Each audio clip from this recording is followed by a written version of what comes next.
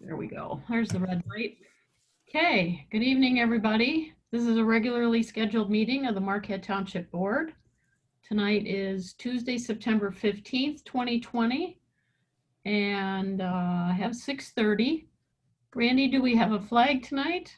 We do. I'll put it up on the screen here. Hold on.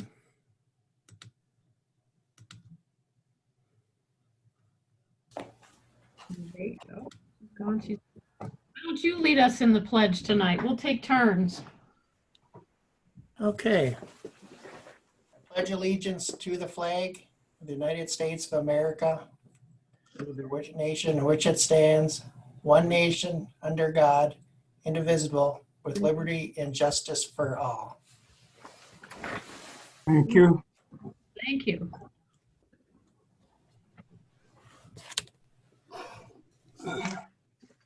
Roll call when you get yourself organized.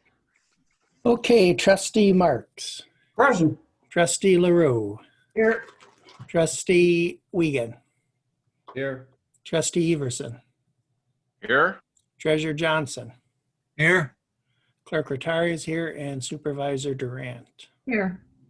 Staff present is Manager Kangas, Superintendent of Public Works, Lenny Bodinas, our lawyer Roger Zappa's here, and our Planning and Zoning Administrator Jason McCarthy is here, and Fire Chief Dan Shanahan. Okay, all present and accounted for. How about any emails, Randy? Anything? I don't have any emails, but Tom Bronken wants to address the board. Sure. A public comment? Yes, he does. Okay. Welcome, Tom. Thank you. Thank you. You bet. Name and address, please, and then feel free. Okay.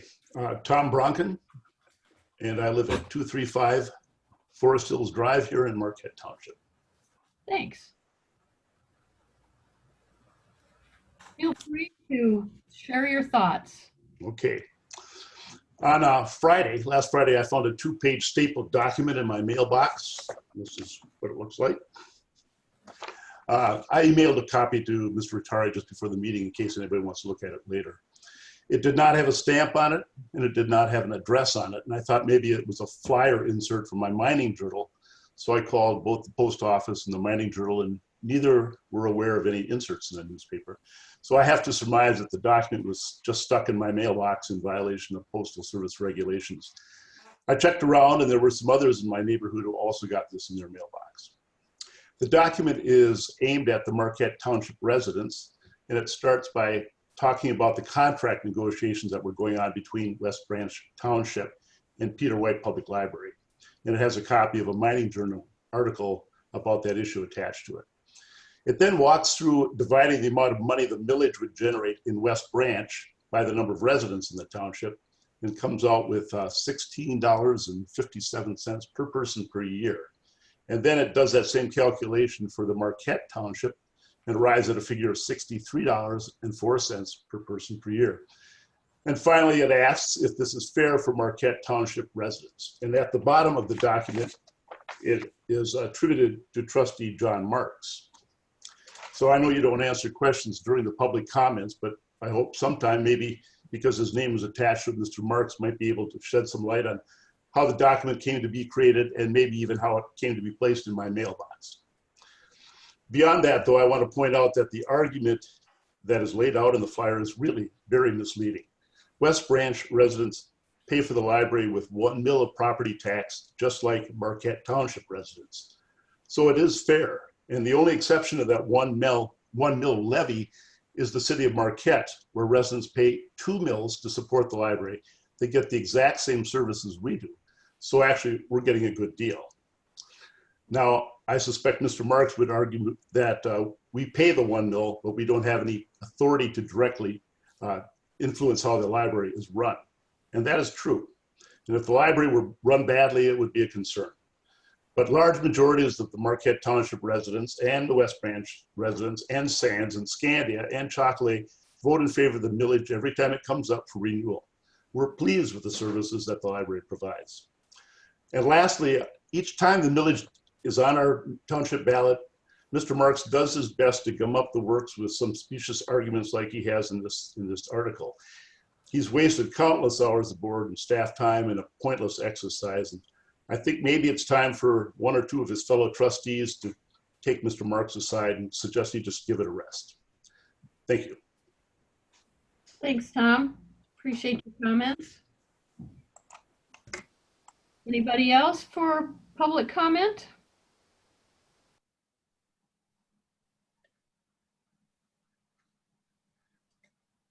Okay, nobody else for public comment? All right, thank you. Any board member comment in response to the public comment?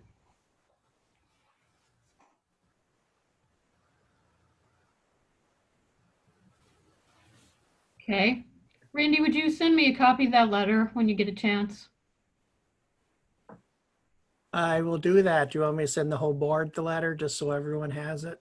Yeah, good idea. Okay, I will do that very shortly. Thanks.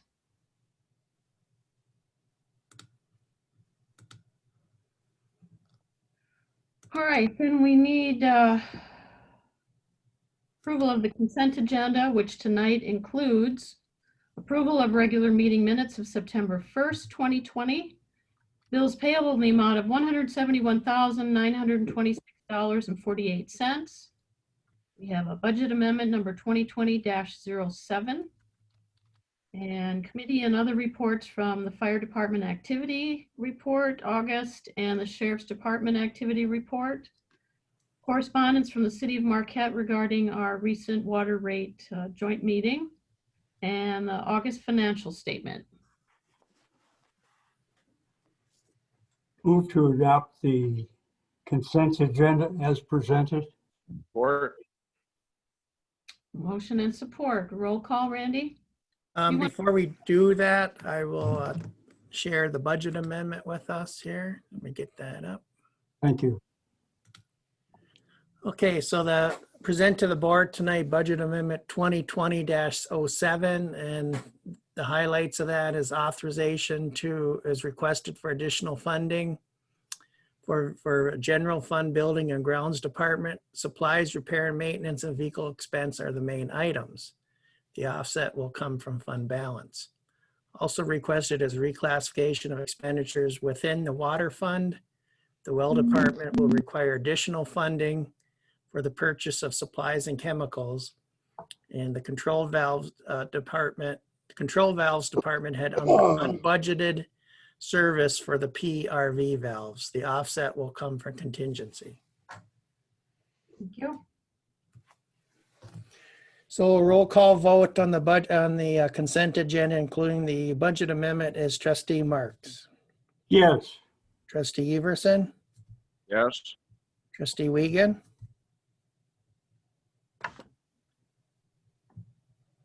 Oh, you're on mute. you're on mute, Dave. There you go. Yes. Trustee LaRue, Yes. Treasurer Johnson, Yes. Clerk Rattari is yes, and Supervisor Durant. Yes. Motion carries 7-0. Okay, thanks. And unless there are any other changes to the agenda itself, I would look for a motion and support. Lynn, if you could, Sure. just a clarification. I know when we talked at the last board meeting, there was going to be a presentation of that rec millage informational stuff. I'm Yeah. just wondering if it's on the agenda or if that is going to fit into was it 9C? Nope, that's something totally different. Okay. The Because it board was, wanted to see that or not? yeah, I figured nobody was ready. Is that not the case? Oh, that's not the case. We said we'd be ready, and lo and behold, we're ready. Jason's here to present it and everything. Cool. Should we look at that by the bylaws then? Or did you want to make a change?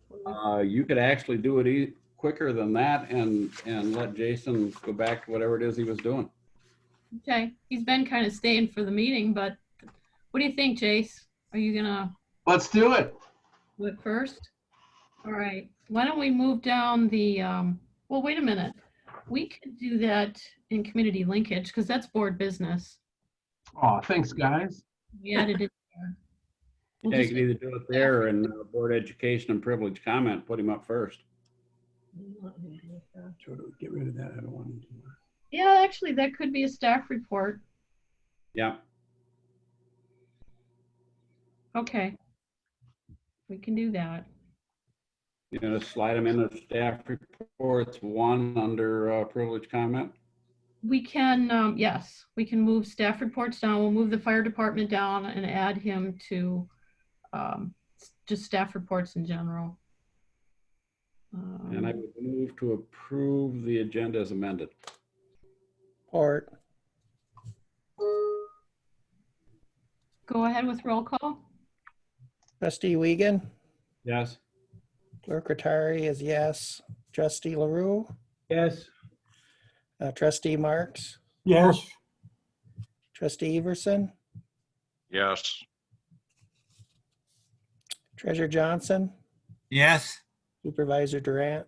Yes. Motion carries 7-0. Okay. I'm not aware of any conflicts of interest. So let's do this right away then. Cross those off. Okay, dazzle us. Oh, All right, Jason, I will let you share your screen, so if that'll be easier for you. okay. Okay, so you can share your screen if you'd like.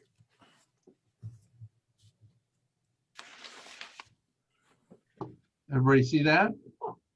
Yep. It's coming soon. That's fall from the top of Sugarloaf. So staff was tasked with coming up with an informational document that could be shared by way of social media if needed, certainly on our website, could be sent out in an email. And with the board and legal counsel's concurrence, we could also distribute it in our utility billing. So this is really a draft for you to review to see if we're on par with what an informational document on a millage proposal should be like. And you're welcome to make any comments or corrections along the way. So in November, obviously township residents are going to see, or township voters are going to see that there's a recreational millage proposal. Excuse me, and it's intended to provide current level operation and maintenance funding for Lions Field, Schwamwood Park, and our shared use pathways. This includes conservative budgeting for labor costs, materials, equipment, and administrative services required to maintain current service levels for the next 2 years. And then the Recreation Committee obviously reviewed this today and recommended that the Township Board also review it. So this is the language right here, and you're all familiar with that. Who administers recreation in Marquette Township? Of course, we have the Township Board, which provides direction to the Planning Commission, who then tasks the Rec Committee with coming up with a 5-year recreation plan, community survey questions. There's all kinds of things that go into our long-range recreational planning. Building and Grounds, under the auspice of the Public Works Department, takes care, maintains, prepares the fields, cleans the restrooms, keeps up the equipment, and they do a fine job of it, considering their staffing levels currently. And then planning and zoning staff, we help out when needed with administrative work, grant writing, etc. Tasks and responsibilities, I basically just listed those, but we, through the Township Board, we acquire property, or we have acquired property in the past. We've developed that park property. We've written grants and we administer those grants. We perform maintenance and upkeep on our assets. And we perform future park planning by way of our 5-year recreation plan, our master plan, and through responses on community surveys, which we conduct essentially every 5 years. In recent years, the township has acquired, developed, and redeveloped recreational property per the master plan, recreation plan, and community survey results. We've also obviously formed some favorable public and private partnerships, as well as grant funding resources. And that needs to be cleaned up a little bit. Sorry, we amended that at the last meeting.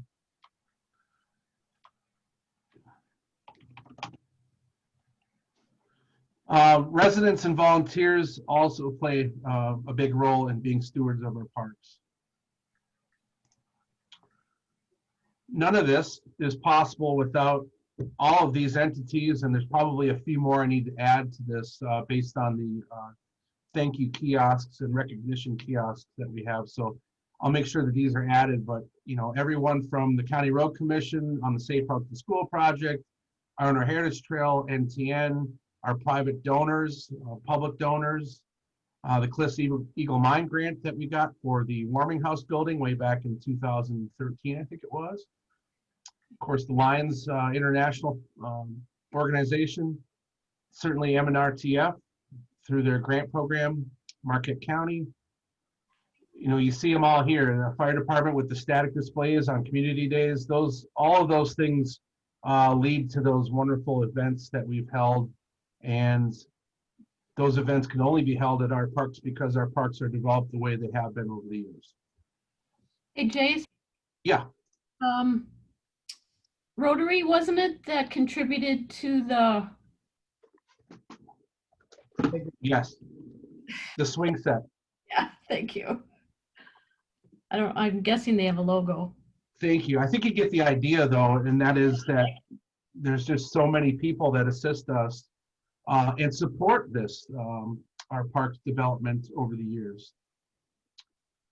So I'll add that logo and probably a few more before the final edit here. So these are from accounting, and these are general fund expenditures on recreational costs from 2011 to 2020, which we added today.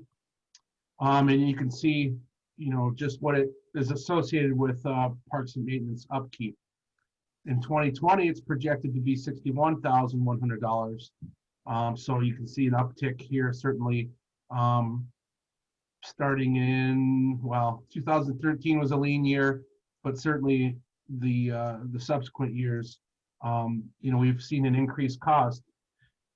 However, that ties into what I'm going to talk about next, and that is, you know, the improvements of the parks. As I stated to the rec committee, you know, we don't just fly by the wire with park development. We've created master plans for our two parks, the two properties that we manage. Of course, we have wonderful world-class recreational facilities in our community. However, those are managed by other entities. Marquette Township takes care of two parks, being Lions Field and Schwemmwood Park, and the Armory Heritage Trailhead that we've developed there. So this goes back to, you know, master planning and planning of areas. This was derived at first in 2013. It was amended a little bit in 2015 to accommodate the ice rink in the warming building. So the only two aspects of this master plan that weren't constructed as of yet have been the horseshoe pits that were proposed and the basketball court. By and large, this master plan is complete and something that I know that the rec committee and staff were proud of. And again, it takes a team to get that done. So here's the proof is in the pudding. This is an older photo of when the scoreboard was replaced. This one shows, the upper right shows the warming building and the ice rink as it sits today. The wonderful universal design, inclusive, ADA compliant play structure that's in place. Of course, the wonderful work that's occurred on the ball field to include the dugouts, the backstop, the benches, additional fencing. So there's a lot to take care of, you know, with regard to our park properties. And then this middle photo on the bottom just shows the landscaping that was installed. And if you haven't had a chance yet, go check out both parks. They're very nice, and it really finishes it off as far as our grant obligations are concerned. So we'll be resubmitting for full reimbursement on 3 grants with the conclusion of the native landscaping being installed.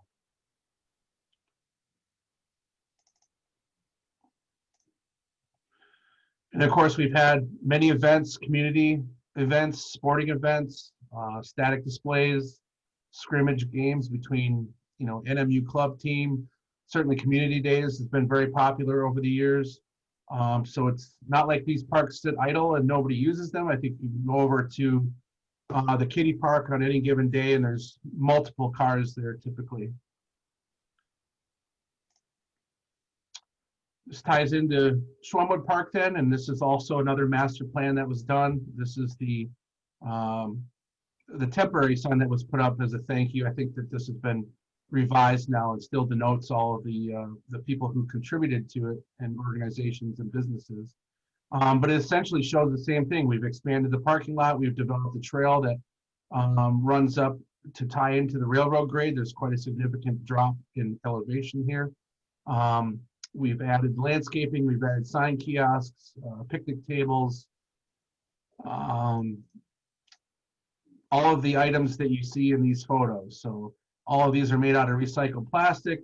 As you remember, we've got points on grants for that kind of foresight in low maintenance. Well, I shouldn't say low maintenance. Obviously, the structures and the infrastructure itself is low maintenance, but clearly you have to empty the trash cans and the recyclables, maintain the trail, make sure that everything's in working order pretty much on a daily basis. And then finally, we have our shared use pathways. This is just a general snapshot of Trowbridge Park area in the corridor with some business logos to provide some familiarity with location. Whoops. And this shows more about our non-motorized pathways in the community. Of course, we got the Iron Heritage Trail coming up on the peak of fall, which will be coming soon. The bottom left photo shows the Safe House to School pathway that was awarded and then constructed in 2016. This pathway shows the connection to the new underpass, which is along the highway. And although this isn't complete yet on the north side of the highway, by the new Riverside dealership, there is a pathway that extends all the way over to Wright Street now. So things that started out with, kind of a path to nowhere are all of a sudden really connecting within the last 5 years due to multiple funding sources, the foresight and leadership of the board, and of course, staff being on top of chasing down funding when and where it's available. Of course, we got the North Country Scenic Trail that runs through the northern portion of the community, and then the walking bridge in Schwumwood Park, which is currently getting some upgrades and being realigned.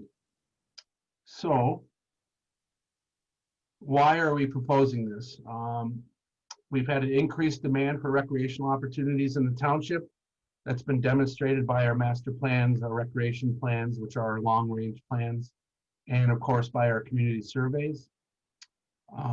We also, with the increase in success with our parks, we've had an additional demand for maintenance and upkeep. Certainly everybody's aware of the big box retail tax revenue reductions that are a result of those challenges. Particular to this year, there's some uncertainty of the COVID-19 impact on state revenue sharing, especially with regard to sales tax revenue sharing. And I think that the township has a general desire to maintain the recreational assets that we currently have. We've always been good stewards of our facilities.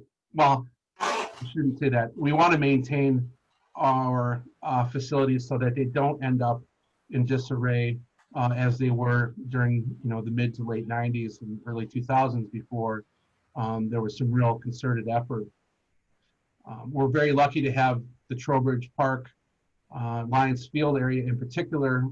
52% of our population lives within 1 mile of that park in section 16, and it's a historic park in that it's located in the center of a platted section. again, a lot of our residents have pretty easy access to that park, and I think we've done a good job of, developing it, redeveloping it. Of course, we secured and closed that right away between Cherry and Summit on Erie, and that provided a huge safety benefit to the community and the park itself. So hopefully, as an initial shot in the dark at this, this provides some helpful information to voters who may be wondering what they're voting on. And with that, I'd be open to any questions or comments that you may have.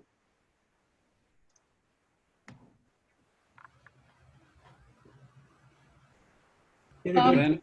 Go ahead, Dave.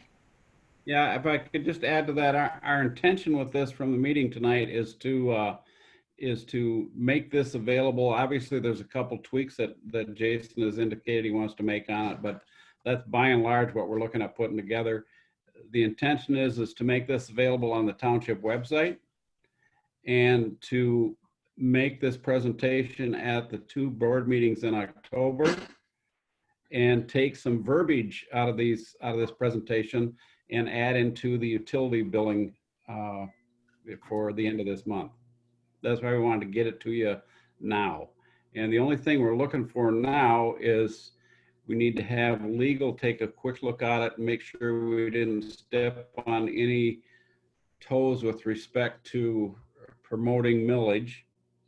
And other than that, we're looking for the board to give us approval to keep going ahead on it. We can show you the final version at one of the anticipated work sessions that are coming up between now and October 1st for budget. I assume that's what we have our calendars out for. Yep. So, but that's the idea. Okay. What else? Anybody questions, comments? John? I just want to say if they're looking for a consensus of the board, I endorse this 100%. I think this is a good step forward, and I appreciate the work that's been done to put this presentation together. It is deeply needed that all of the board support this 100%, and we let the public know that. Okay. What else? I have a couple more questions, Jace. The other logo I wasn't sure about was maybe Lowe's. They helped us with the tennis courts and stuff in the beginning. Yeah, the Lowe's All-Star logo is on there. Okay, I just didn't remember seeing it. Thank you.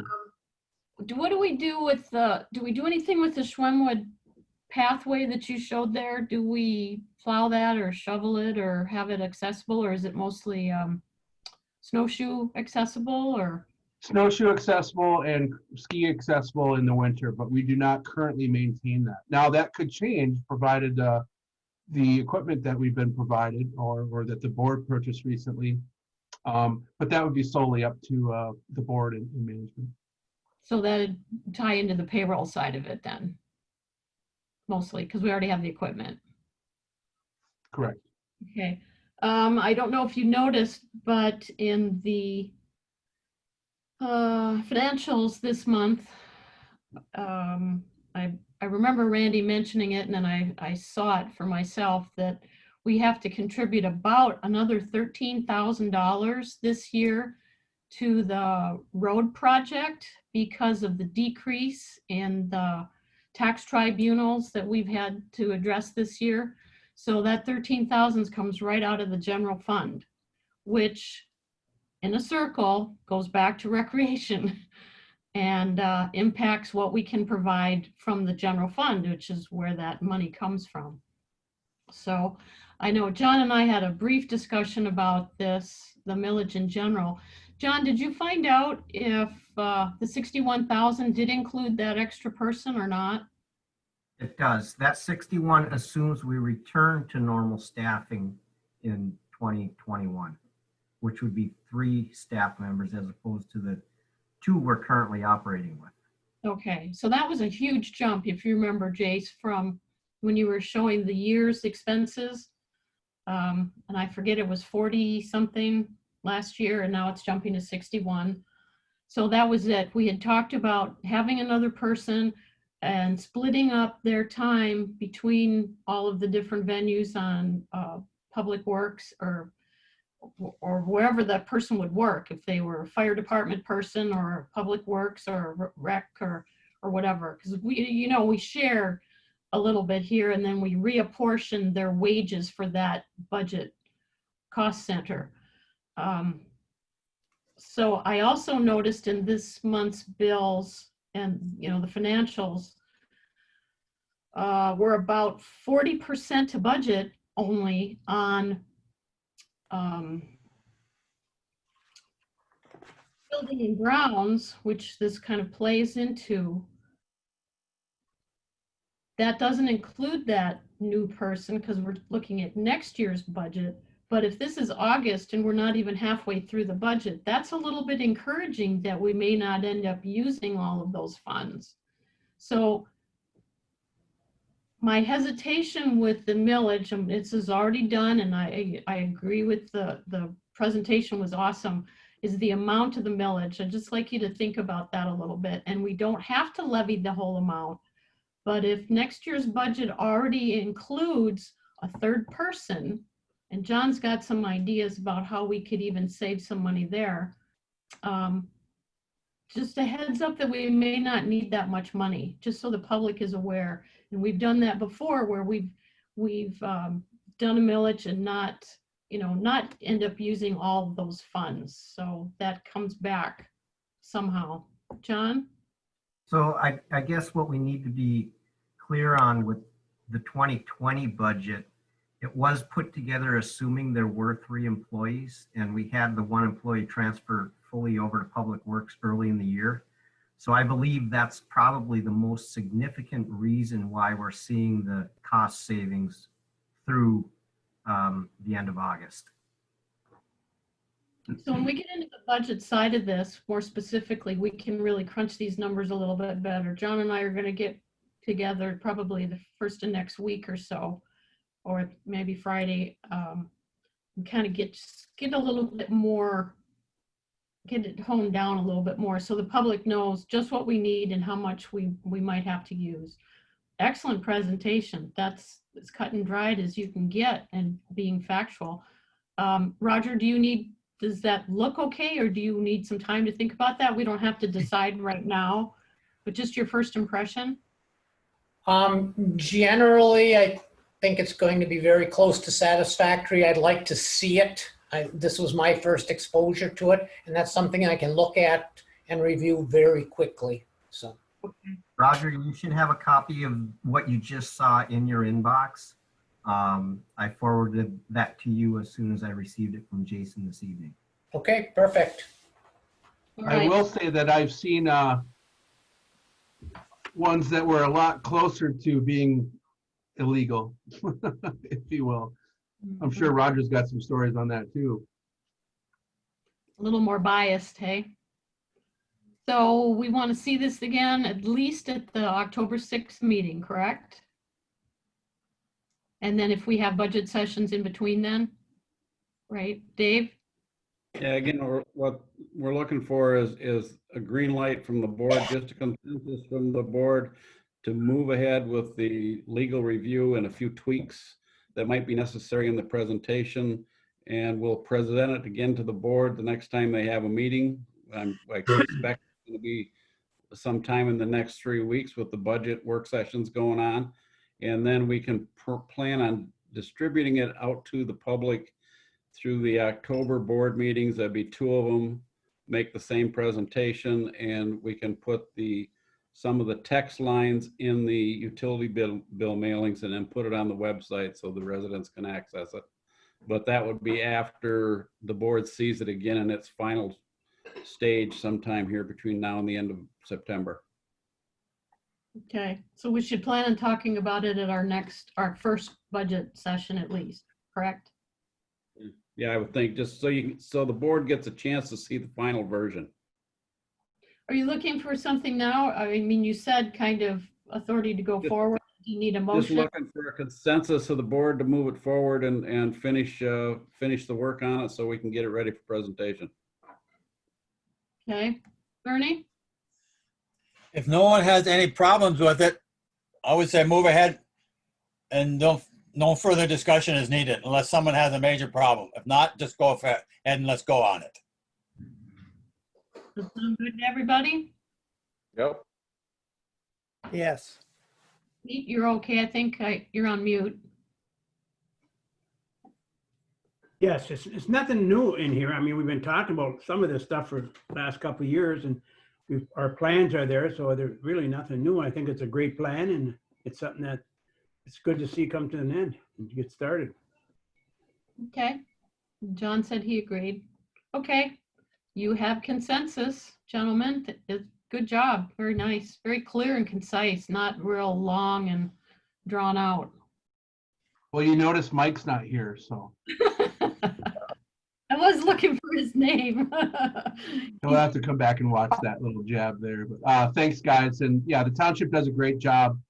And this is just more of a transparency thing, in my view anyway, to let the residents know this is, we had success with the road millage because we were able to let them know where their, repair was going to happen, when it was going to happen. And that people just want answers, and we're all about providing it. So this is just a document to help answer those questions.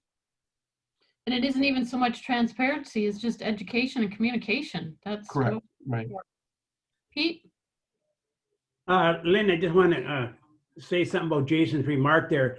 Jason and all of us have a good way of working together, and we always kid around, but just for the public who might not understand our humor in that, Mike has put his heart and soul in this township, and Jason knows, and he's worked very good with Jason and Mike together, but Mike is really, he's unbelievable.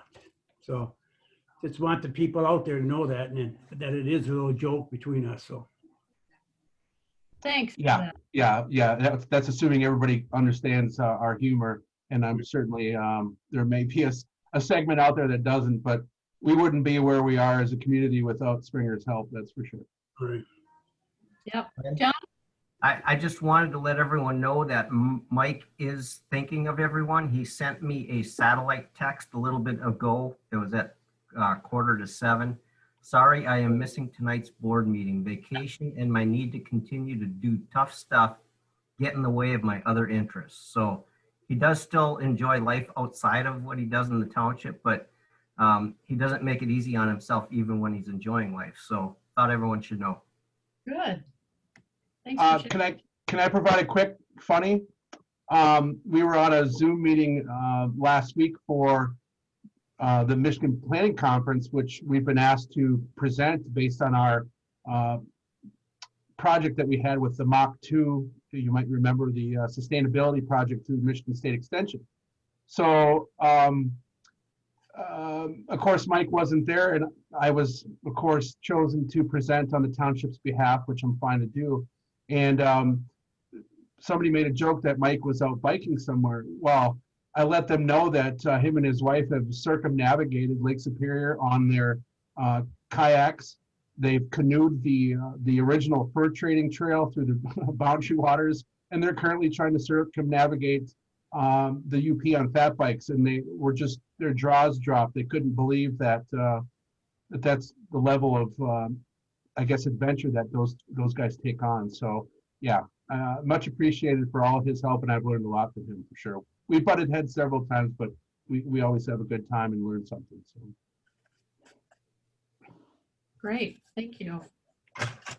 Anything else on that, gentlemen? Okay. Let's move on. Staff reports. Fire department. Chief, you have been busy.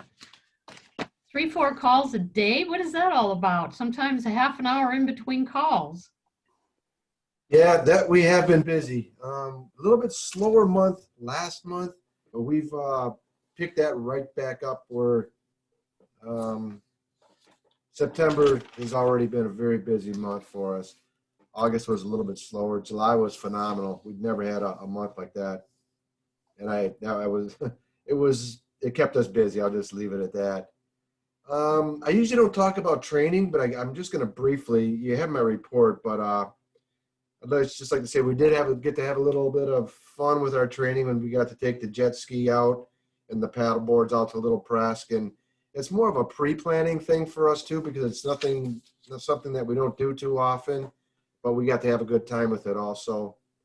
And during training also that night, Rob and I actually got to go out and do some visual pre-planning, which is rare for the two of us to be able to get out and do that. So that was nice last month. Yeah, accidents were very high last month also, which is unusual, especially with the roundabouts, but they were more EMS related, but a couple of serious ones due to EMS, people having medical problems. We did hire a new member, again, Adam Maynard. He's a good guy, came well recommended, highly recommended. He's a public safety officer at NMU, and he is firefighter, and he'll have his EMT license. I think he had 1 or 2 credits to make up. He let it lapse, but he was picking it back up, and I think he had 1 or 2 credits, and he might even have it by now. And briefly, we had in a meeting not too long ago, we talked about grants, and I just wanted to share with you the grants that we do go out for at the very end of the report. You can see, like the CARES Act, and I know Supervisor Durant, you're aware of that one. That's the one day when I caught you and you were doing all those signatures. Hopefully by the end of the month, we'll hear on that one. And the other ones, cots for battery, the batteries for the cots, they're $500 a piece. And we have not heard on the 2019 grant yet.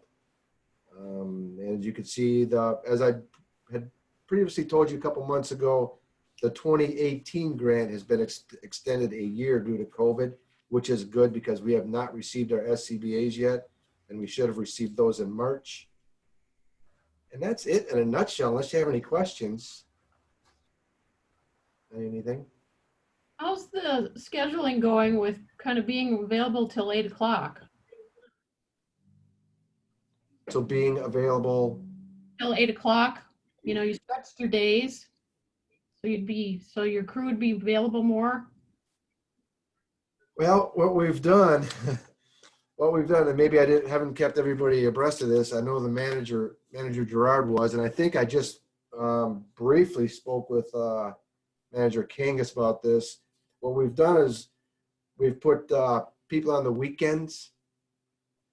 So during the week, Sunday through Thursday, we're just normal staff, normal responses. On the weekends, we do put a couple people on call, 2 people, and then people would still respond as needed for the other types of calls, fire, accidents, that type of thing. Okay, so they're not, they're not at the hall. They're just on call on the weekends? Correct. Well, we do have it staffed also. That's what I was wondering. During the peak hours. Yes, on the weekends, yes, Saturday and Sunday, yeah. Okay. Yeah, we had discussed going full time, and then we are finding out so far that the part-time is working out well for us so far. Okay. Pete, did you have a question? Yeah. Dan, does a siren go when you get an EMS call? Does the siren go off? Somebody asked me that and I didn't know. Yes, it does. And I wish we could stop it for the EMS calls. We can't. It's got to be all or nothing. Yeah. I couldn't answer him, so I said I'd ask the question. So. Yeah. And we talked about turning the hours back on that a little bit. It's mostly now that it's getting darker and the kids are back in school. We will turn the hours back a little, so it's not going off quite so late. But it does come in handy. Don't bother them. Just wanted to know the reason if they're between the two. Yeah, I know. I do appreciate that. A lot guys in our department say the same thing. Oh yeah. Dave, If that went off for every fire call, Pete, we'd be in a world of hurt. Well. Yeah, it goes off for all the different calls. So. Dave?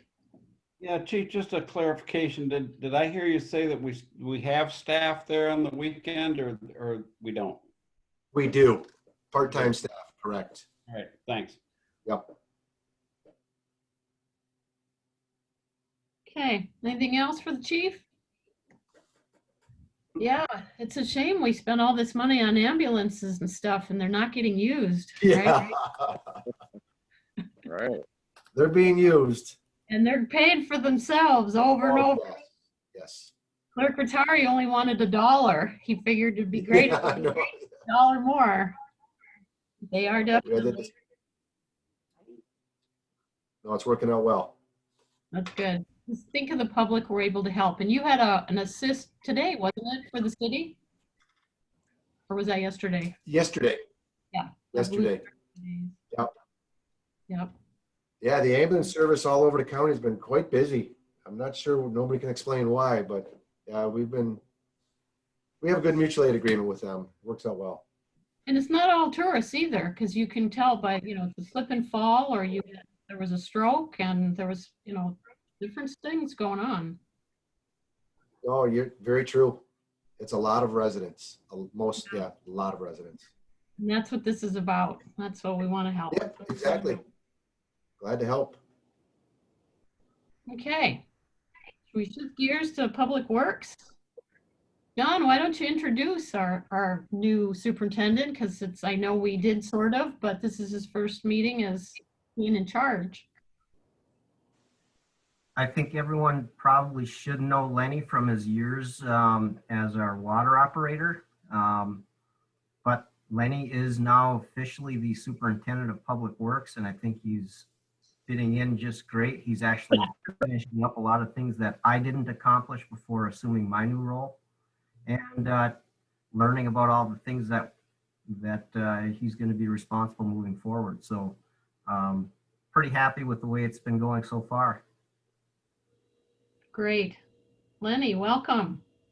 Thank you. And thank you everybody for the opportunity with getting this position. I'm, flattered that you have the faith and trust in me for the position, and I'm going to do everything I can to live up to those expectations.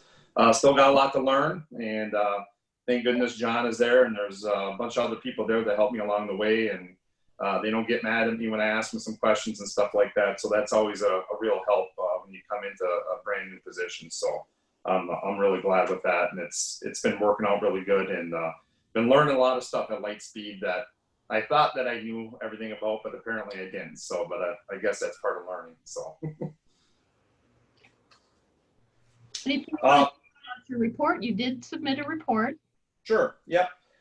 Just a couple quick things. The first thing is stormwater.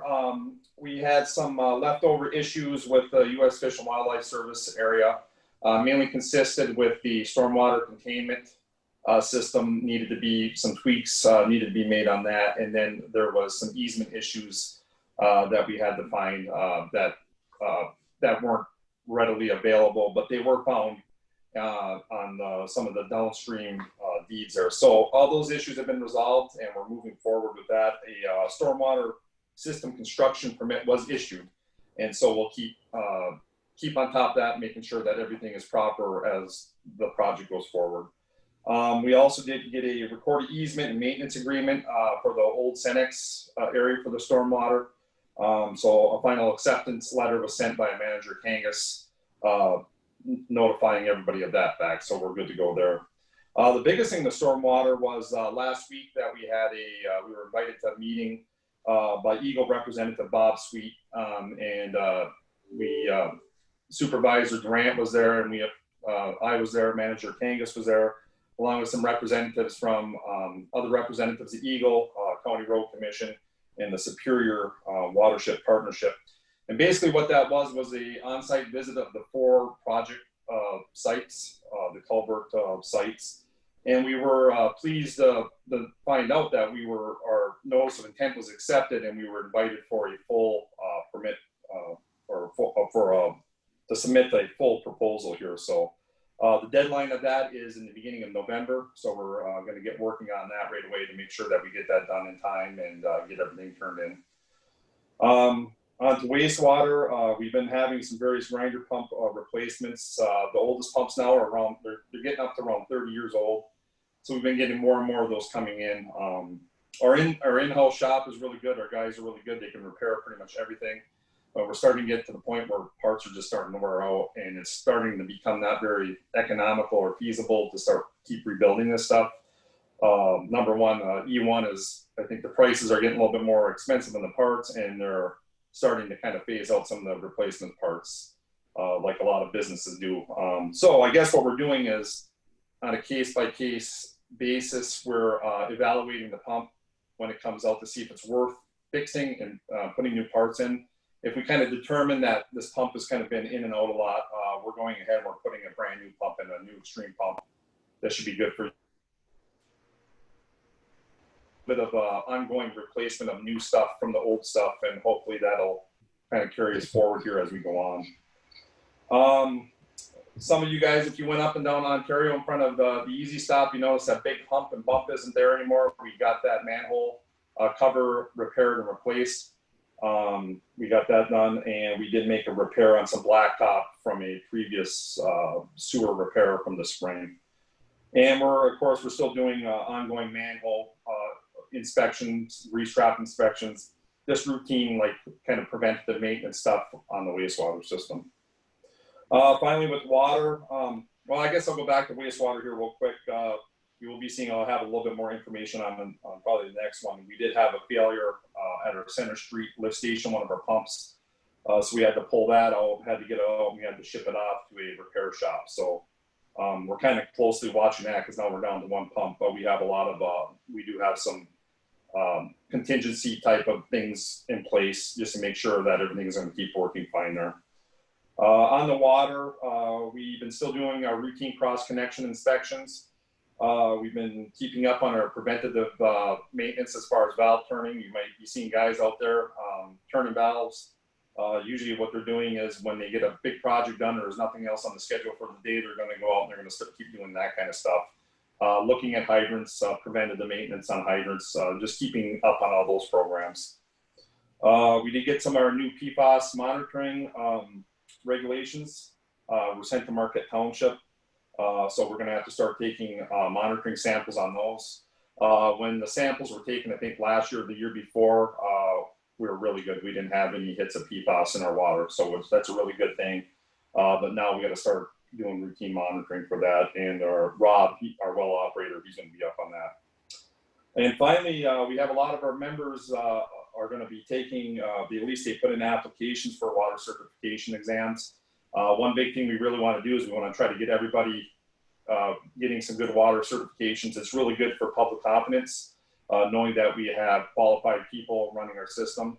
So we're really big on trying to get training for that, getting the education for that in-house a lot, and trying to get them these tests passed so they get these certifications. And it proves that we know what we're doing, proves that we know how to run our system, proves that we know how to run a safe and effective system, especially for the people consuming the water. So that's kind of a real big priority for us, especially from like a PR point of view. So, and that's it. So any questions? Wow. Pete. When you talked about the grinder life, when you said that how long they're good for, I lost that part of it. You went blank on me. What's a grinder life? Well, some of our oldest grinder pumps now are approaching 30 years old. So that would be the older 210 models. What about a new one? When you put a new one in, what do you expect to get out of that? How many years?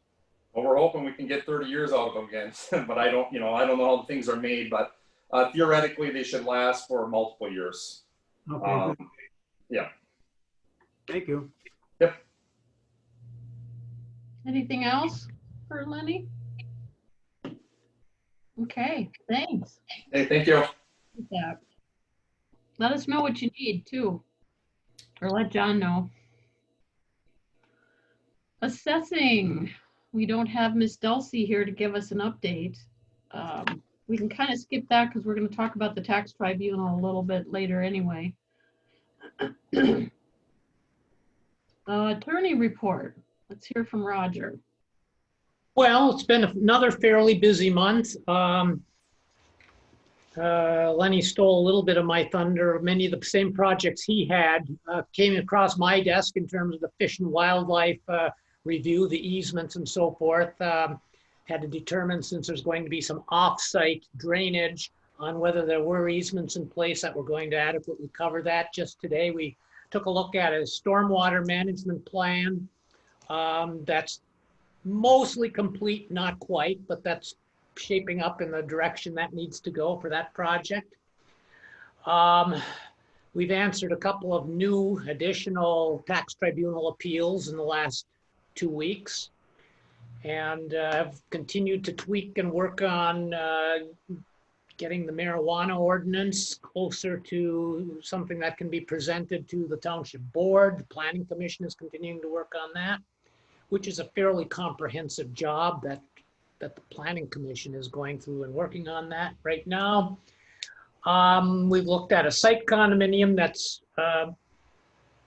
examining the possibility of expanding to include some additional lots contingent upon finding of water, not municipal water, but well water. There's been a problem with the health department being able to approve lot sizes depending on where the water is. We've been in consultation with the attorney for the site condominium to just make sure that they understand what the township's requirements will be if they are able to move forward with that. We've got a couple of complex zoning issues that we've been working hand in hand with the zoning administrator with, one of them being over at the ongoing Westwood Mall situation. And another question has arisen on what can or cannot be done under a legal non-conforming use in the township. And I think that we've answered the questions, at least, that arose under that. And of course, we've had, as with the last 6 months, periodically having to interpret the applicability and application implementation of the governor's executive orders with regard to regular township operations. And I'm probably overlooking something, but that is kind of a quick synopsis of the things that crossed my desk that came to mind. Excellent. That just gives the board an idea of what's happening behind the scenes when they make a directive, issue a motion or whatever, and staff needs to use you. That gives them an idea what's going toward the bill. So I think that's important, you know, that they're aware. Well, in some instances, part of the job is to keep those things from becoming issues that need to be addressed, at least in depth, by the board. If we can deal with them as they come up in a proactive fashion, that, depending on the issue, can work pretty well sometimes. And we know there are townships out there, or municipalities in general, that do what they want and ask for forgiveness later from their attorneys. So we don't want to do that. The trickle down is too costly. Okay, community linkage. I only have one thing written down, the MTA policies. I haven't heard anything from any board members. Wondering, I don't know if you care about it, if you want to try to pick their policies apart, or if you just want to send me some comments, or if you just want to forget it. Tell me what you want to do. We've been asked to submit something. Well, I want to continue pushing for the dark store issue. Well, I'll give you an update on that. Yeah, I know you got one coming. Yep. Dave? Yeah, my biggest concern was that I aired here the last meeting was the dark store issues and the tax tribunal and nominee, and I think you've effectively addressed it in that letter. So that was my concern. Okay. It's in general, my concern is the MTA's lack of willingness to get involved in that. I did print, I was kind of surprised when I was doing some of my research that MTA has a whole page on the issues, assessing theory, and it's not dated, because they're talking about House Bill 5578. So I think that's one of Maturin's first ones that he worked on. But it's pretty totally 180%, 180 degrees from what they originally said. So I'm encouraged by that. I think that's helped. I didn't have a chance to get a hold of Neil Sheridan. I've spent most of my time working with other officials. I'll tell you about that later. But should I comment on the MTA policies, or do you just want to forget it for now? Pardon? If I could, then my issue with the MTA policies that you distributed was they appear to just tiptoe around the outside edge of the dark store issue and the tax tribunal, which is all interlinked. And I guess that's my problem, is they need to quit tiptoeing and do the lobbying that they're being paid to do. Okay. Pete, what were you saying? I would like to read that one if I didn't get it before. Of what? What you have in your hand. Oh, the MTA page? Yeah. Sure, I'll scan it and send it to you. It's on their website, but I don't know if it'd take you too long to find it probably. It's Yeah. kind of buried. Okay, I'll get it to everybody. Okay, so I could respond to that. Well, let's hold that off then for a little bit. Committee updates, let's go to that. What have you got for us from planning, Dave? There we go. I've got the September 9th Planning Commission. It's kind of lengthy, but I think there's some things in there the board was specifically interested in. And then Roger, you're here to tell me where I'm going wrong. First, following a public hearing, the commission did approve a special use permit for short-term rental located at 600 Brickyard Road. The applicant is Steve Velmetti. And then the commission considered and discussed various zoning ordinance text amendment options concerning mobile food truck licensing and regulation. And some of the preliminary commission consensus includes amendments to Article 2 definitions, Article 15 and Article 16.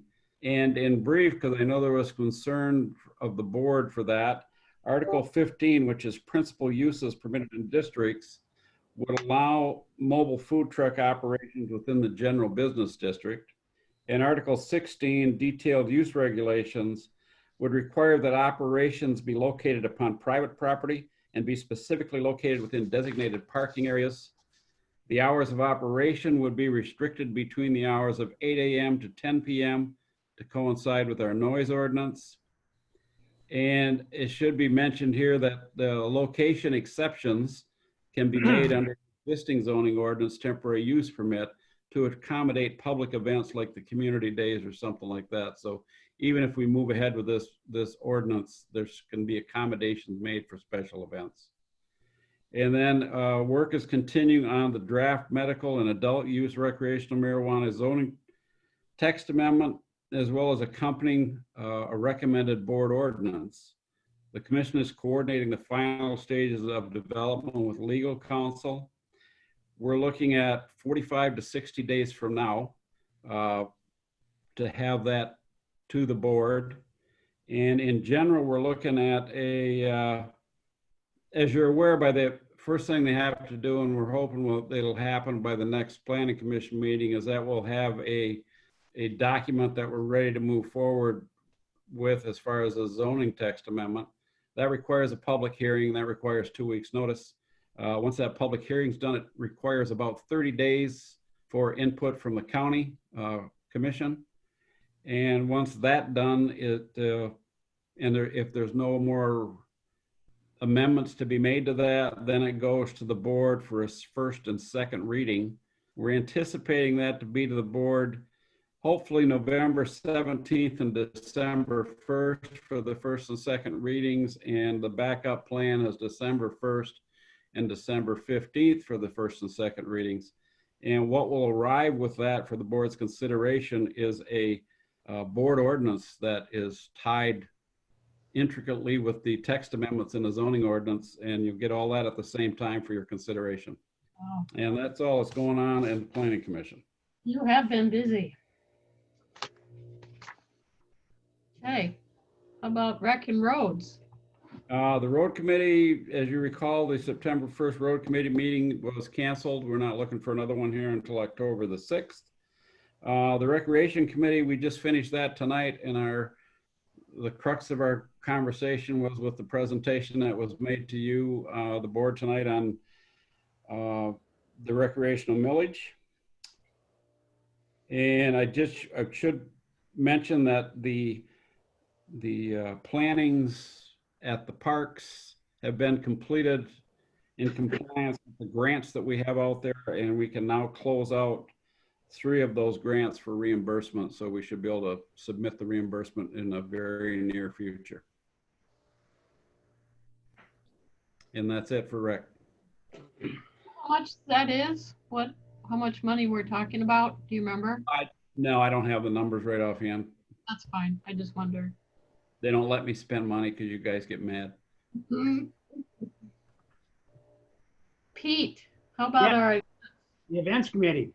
Yeah. We have a meeting coming up on next week on Tuesday, the 22nd, to discuss Christmas.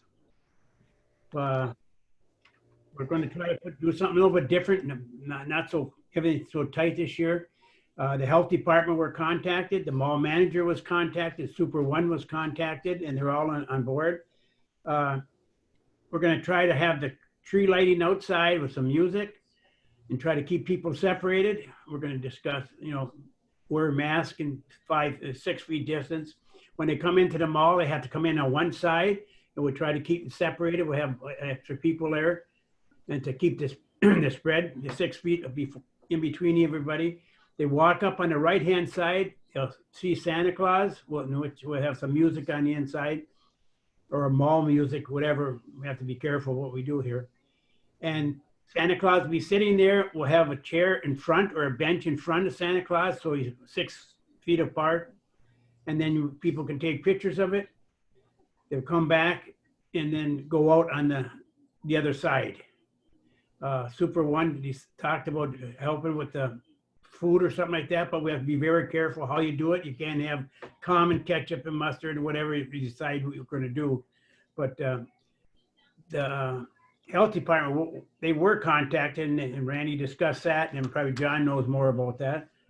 Super One is all on board, and there's a couple more that we want to do, but we have to be very careful of how we do it, have masks 6 feet apart, and all these other things that we're going to do.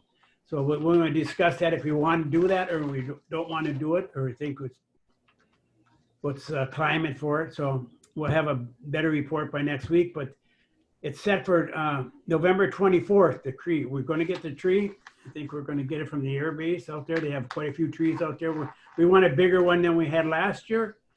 And like I say, that's going to be the 24th. We're going to have a tree regardless. So we'll have lights on it. And so the big thing is to keep people separated, and we can't take everything away from everybody. So if we work very hard at trying to maintain what we have to do, I think it'll come off all right. Sounds like a good plan. Okay, thank you. We have no draft committee reports, so we got to get into business here. Consider fiscal year 2021 QPAD membership dues. Funny, we were just talking about QPAD the other day when we were talking about grants and stuff and whether we could use them. I'll have that printed. You'll know that we've belonged to QPAD for a long time as a member, and back in the day when it was necessary before we had our own full staff, we used them quite a bit. Now, not so much. It's more of just supporting the industry.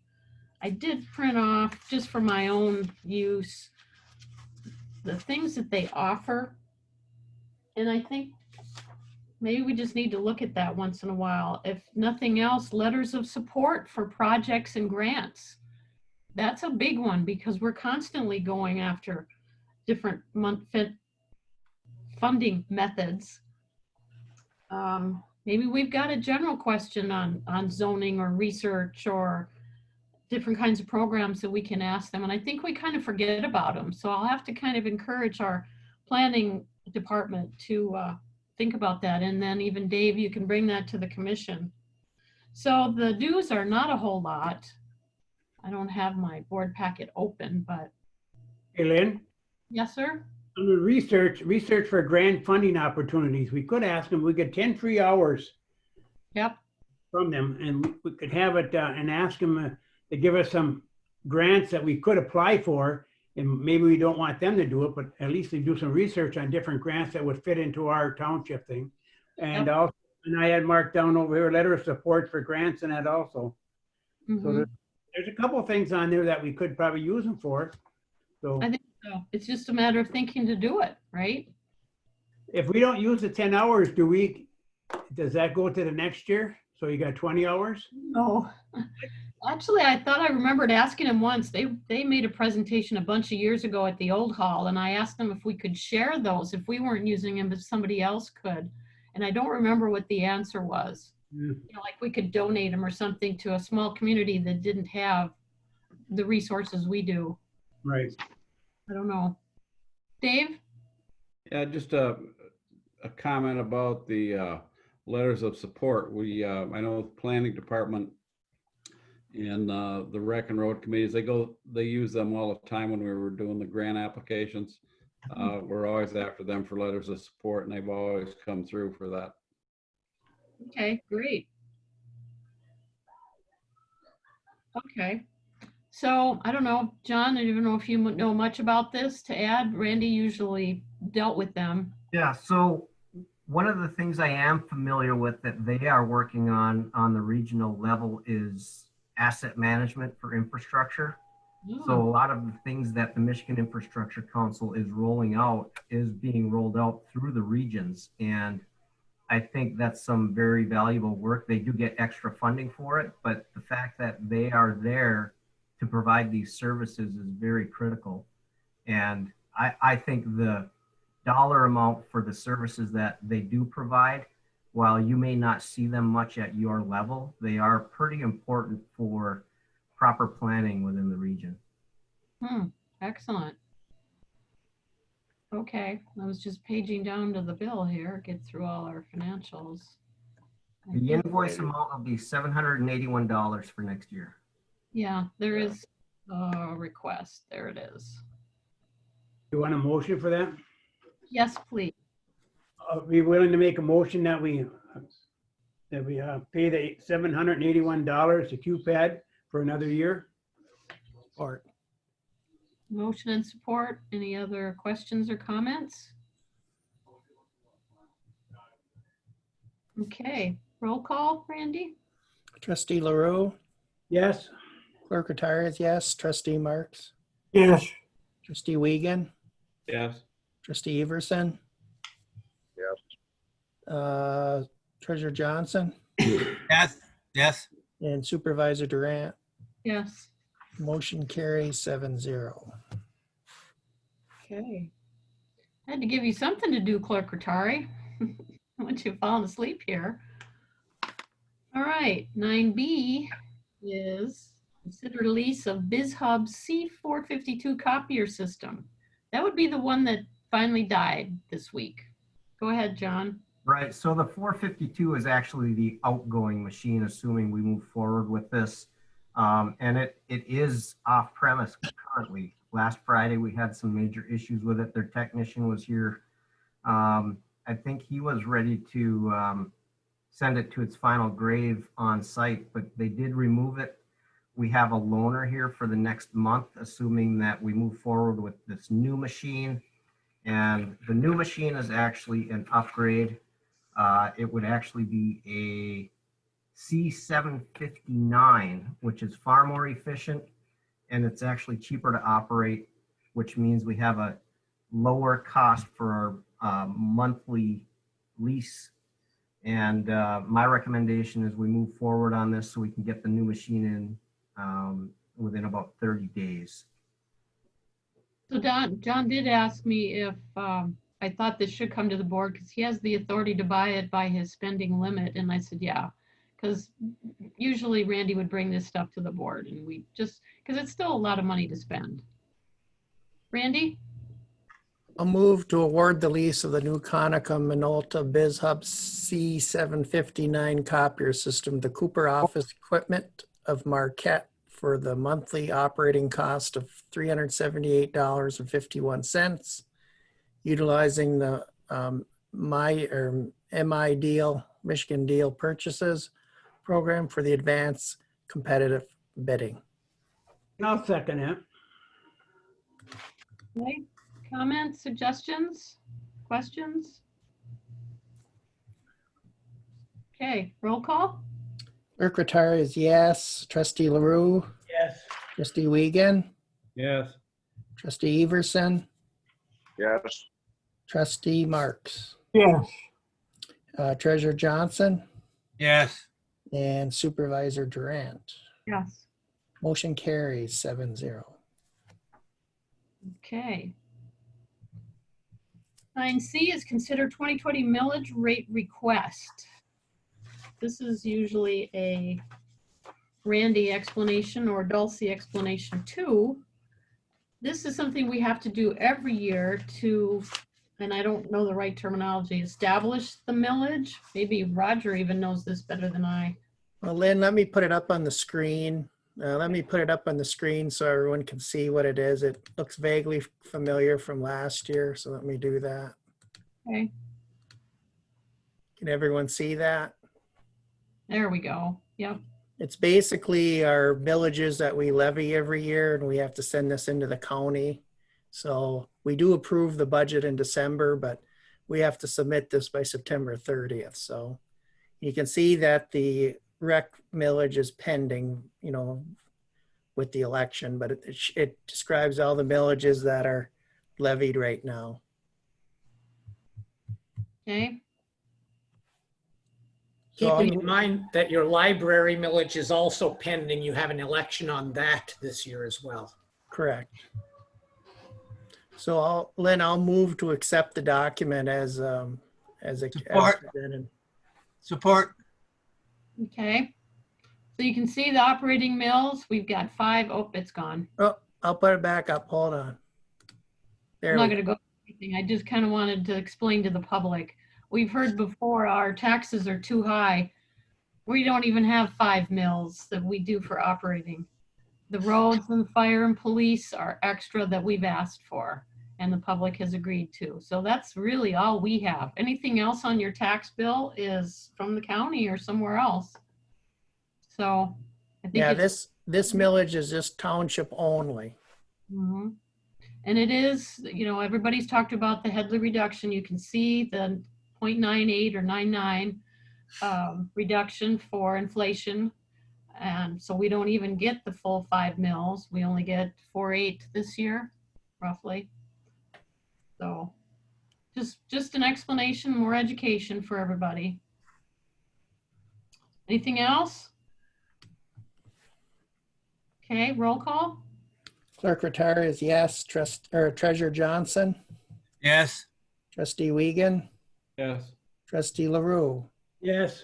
Trustee Marks, Yes. Trustee Everson, Yes. and Supervisor Durant. Yes. Motion carries 7-0. I'm gonna print that for myself. And then that'll be in the office tomorrow, Randy, for us to sign. Yeah, I'll get a copy and I'll put it on your desk. Okay. I'm gonna print that just for me to have too. All right. Let's go back here. 9D is consider recommended appointments to MAWTAB. Falls to manager. This is basically a ceremonial passing of the torch. Since Lenny is now the superintendent of public works, I believe he is the appropriate person to serve the township on the Marquette Area Wastewater Treatment Advisory Board. I think he will serve the township very well. I will remain available as the alternate if you agree, and the motion is before you.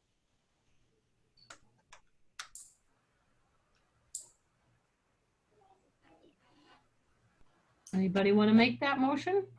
I'll So- make it, I'll make it, Lynn. Support. So the motion will be is to appoint Leonard Bodinas Jr., Superintendent of Public Works, to serve as the Marquette Township representative on the Marquette Area Wastewater Treatment Advisory Board, and to appoint John Kangas, Township Manager, as the alternate.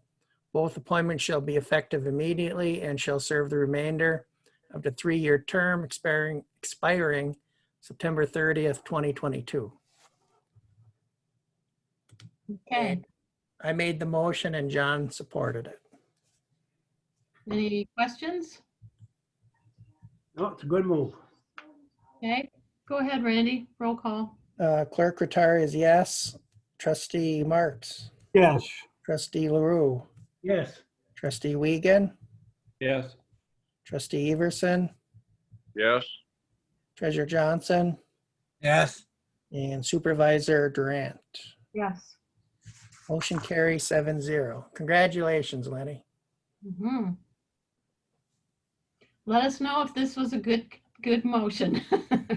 A sidebar on that, they will have their monthly meeting this Thursday at 10 o'clock. So if anyone wants to jump in and watch a meeting, it'll be on Zoom, and I'm actually administrating it, but the city will have the information. Oh, good. When's the date on that, Randy? It's Thursday at 10 o'clock, and I can get you guys the link if any of you are interested in watching that. Thursday at 10 a.m. 10 a.m. Why don't you go ahead and send it out, Randy, so we all have it. Okay. They're generally about an hour, so. Okay, John? Just so everyone knows, I will be relinquishing the chair as the first action at that meeting. So this may be the first time where Marquette Township has not had the representative serving as chair on that committee. We'll see what happens. Maybe they'll surprise us and put Lenny in the hot seat right away, but I think maybe Brad Johnson from the town, Chalkley Township will step up, or we'll see. But I think Marquette Township has chaired that advisory board for a long time because of Kirk's longevity here. Mm-hmm. How is that? Just the board appoints or votes, or how do they do that? Yeah, the board appoints a chair. Okay.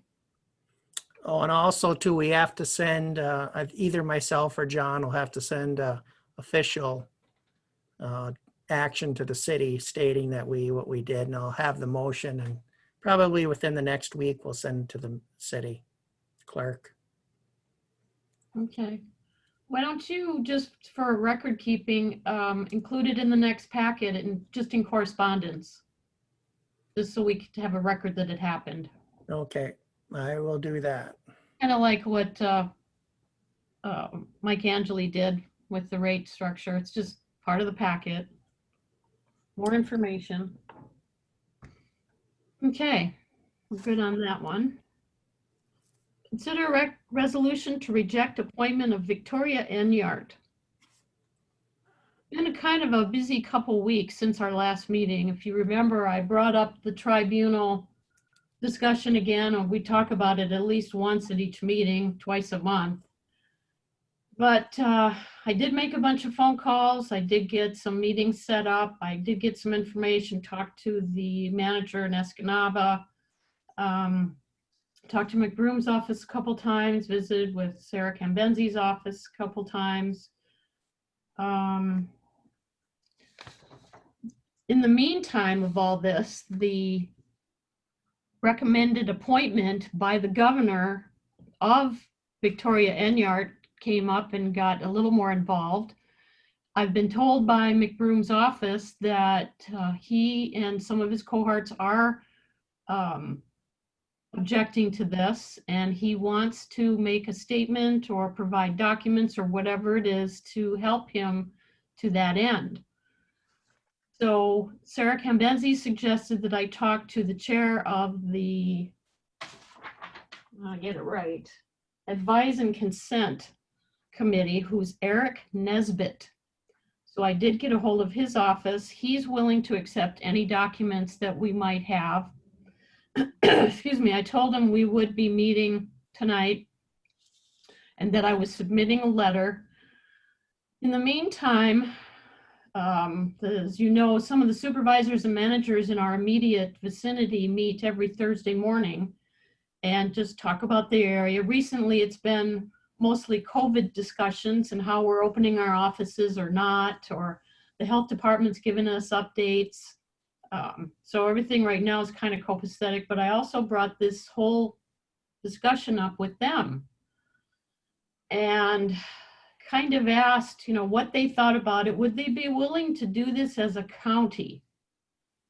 And they all said yes. And Scott Urbish, chair, administrator, was going to bring it to Jerry Corkin tonight and see if he would put it on their agenda for tonight. I did forward, you know, Roger, I left you out, darn it. I forwarded the draft letter that I put together to the board tonight. They have that.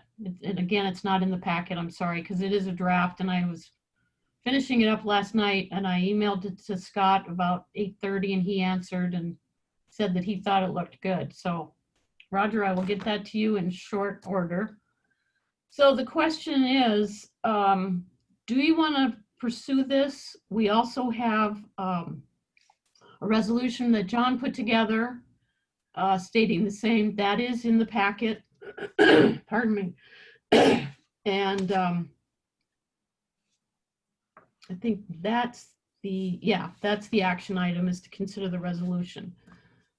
We will meet, the supervisor managers will meet again Thursday morning, and I can hand this out to them. The letter that I sent, I don't know if I can talk and do this at the same time so Roger can get it.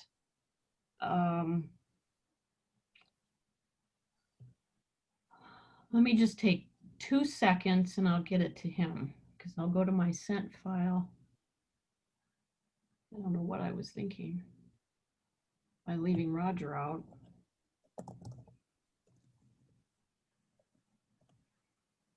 Okay, there it goes. I'm sorry for springing this on you so quickly. It kind of just, like I said, came to a head last night when I got Scott Urbish's kind of okay that's the letter he was going to bring to his board. What was I going to say? Something else, darn it. Shoot, I can't think. Anyway, this is a start, I think, in the whole tribunal debacle of making waves, as it were, shaking them up. The communities that agreed with doing this and the letter are the city of Marquette, Marquette Township, Sands Township, Negaunee Township, Ishpeming Township, Negaunee City, Ishpeming City. Correct, John? I think I got everybody. I think that's kind of the group of us that have been meeting for quite a while. That's the regular attendee list for sure. Mm-hmm. So first off, the question becomes the resolution. You have seen that. Is that something that the board is interested in?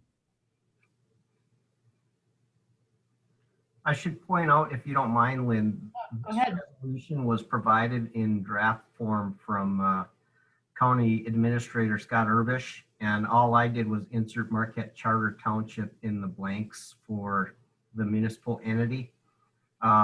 And the other thing is there's nowhere on here for you and the clerk to sign it before sending it. So that might be something you consider if you're going to adopt it. Same thing kind of with the letter that I sent. I put it together with all of the municipals, elected officials based on the county website. And some of those I noticed, I know one for sure that's already changed because one of the trustees died and there's been a reappointment. So my thought was, as I told you, to have a separate signing sheet for each municipality so that if they don't want to participate, they don't have to. Now, the deadline is September 24th, and Senator McBroom's office is kind of nervous that we're not going to get this done fast enough. So if we can expedite this and you're okay, we can get legal approval and the county agrees, or, you know, if there are any little changes or typos or whatever that need to be done, the sooner we can get it out, the better. Sarah Cambenzi is excited to get a copy. I haven't sent it yet because because it's still a draft. So anyway, so I'm kind of hitting you with two things at once, the letter and the resolution. The board direction is first on the resolution. So I'm looking for comments or ideas or motions or whatever you want to do. Randy? Oh, actually, well, go ahead. Sorry, Pete, you did. I'll move to accept the resolution as presented to reject the appointment of Victoria Enyart. And I'll insert the various clerk stuff, which is basically the roll call vote and the signature of the clerk or supervisor. No, Okay. Did you have another comment too, Pete? Yeah, I forgot you had your hand up. would you send this to MTA? Would I? They could do something like this, similar to this, and maybe they'll get off of their butt. Yep. You know, because it's going to show that all the support that they have up here, it's about time they step up and just do a little thing. And tonight's Mind Journal, Lisa put an article in there too, and I want to thank her for doing that. If you didn't get time to read it yet, if I haven't read it, I cut it out, but I didn't read it yet, but just glanced at it. But she's been pretty good on getting some of that stuff out there, so thank you, Lisa, wherever you are. Actually, I'm glad you said that because Sarah had an interview, I had an interview, and now you said there's another story tonight, and the Mining Journal did an editorial. So we could copy all of that and get that to, excuse me, Senator McBroom too, and Senator Nesbitt. And I could send it to Neil Sheridan too. Go ahead, Ernie. I think at the last meeting, I mentioned sending not only to the MTA directors, but to the president or whatever you call it down there. So they all get copies so they know where we stand. Okay. Randy? And I know if you've shared this already, but if we can give this to our counterparts to make, you know, get an action on and send it out. If it comes from everyone, I think it makes more power if it comes from everyone rather than one, you know, with signed, you know, different signatures. But if we all send it, they'll get more paper, which is good. Right. That's what I figured to be 23 pages basically, or 24. We might have to cut back on our dues to MTA because of this dark store thing. That's a good comment. I mean, once we approve it, it's a public document, so we can just send it who we want, really. Sure.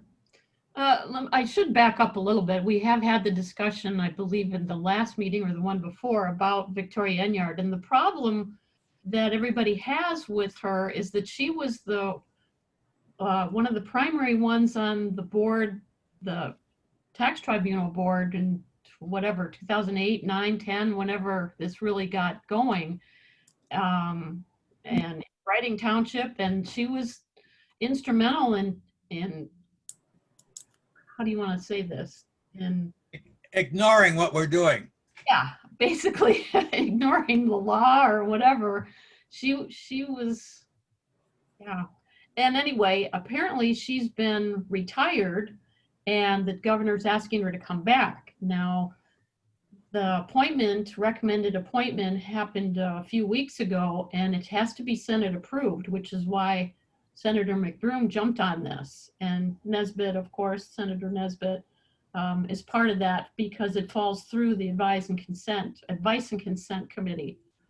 So they are trying, you know, and MTA did come out with this. Again, I don't know what the date was. It's not dated. But I can definitely involve them tomorrow.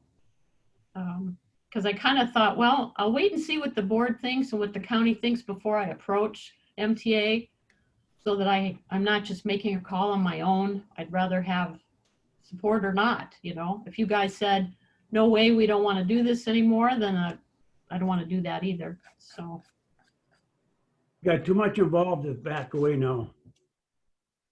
Yeah, I agree. Because it's snowballing now. It's affecting us big time. So we have a motion and support on the resolution. Any other comments, suggestions? Okay, roll call? Clerk Rattari is yes. Trustee LaRue, Yes. trustee Everson, Yes. trustee Wiegand, Yes. trustee Marks, Yes.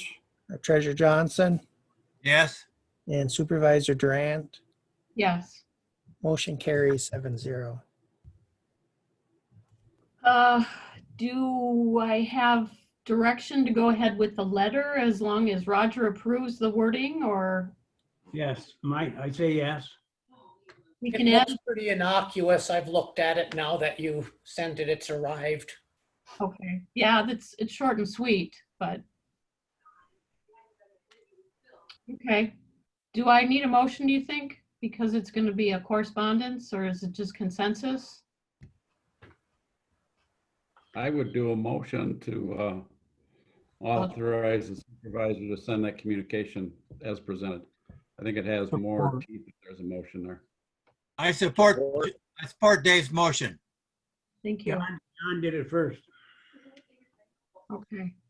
Any comments, questions? Good job, Lynn. Thank you. Okay, go ahead, Randy.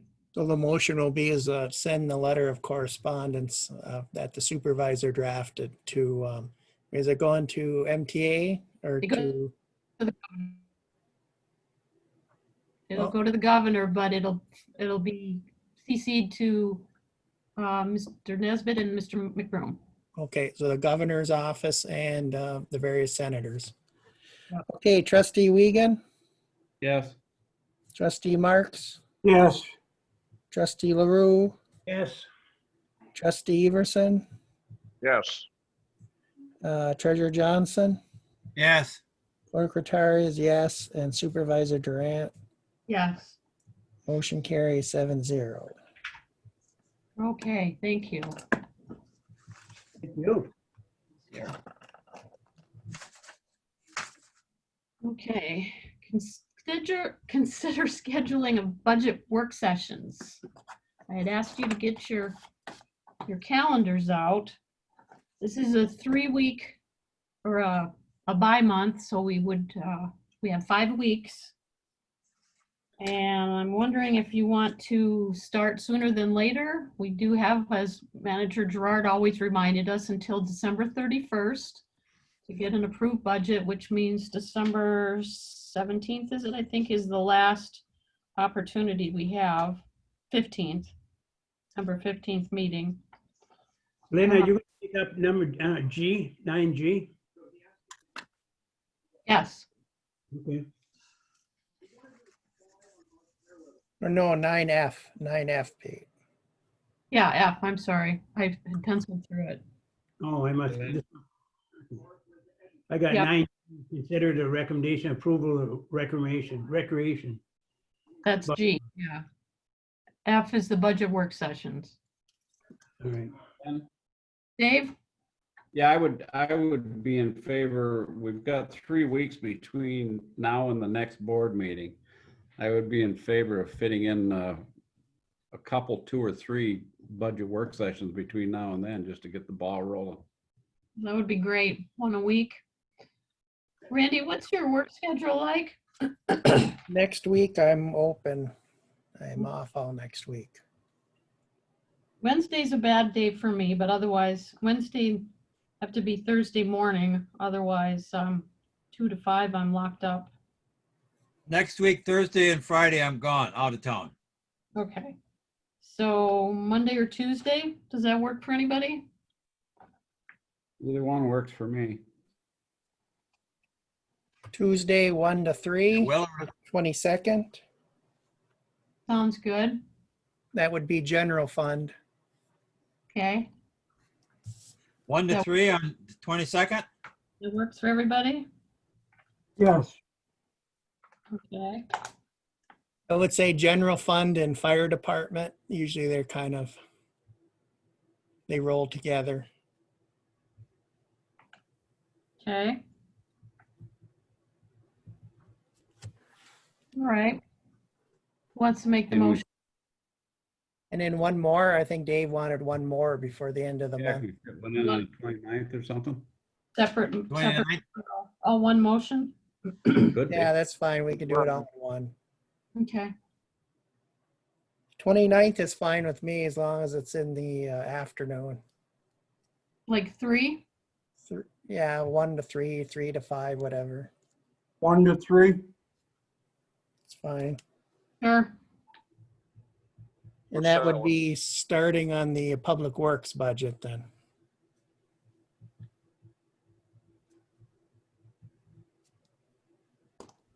So I guess that's a good place to start. Start with those two.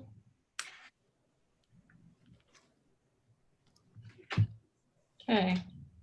So Tuesday, September 22nd at 1, general fund and fire department budgets. And Tuesday, September 29th, 1 to 3, public works budget. Place Right. to start. Okay. Ernie? I'll make a motion that we adopt those days just for work sessions to start. Support. Ernie, go ahead. Will we be getting the budget in a book again this time, or do we go offline? We can get them together in a book for you. I think Lois is waiting till we got our session scheduled. Oh, good. Didn't get the printer working. And yeah, we got printer issues right now, so hopefully we'll get those resolved before that. Well, the other printer works, that's black, so we don't have any color in the budget anyway. What was I gonna say? About the budget, John. Just John, let your department heads know about the dates and we'll get that schedule. I'll get those. Basically, I'm just setting up the schedule for the work sessions, basically.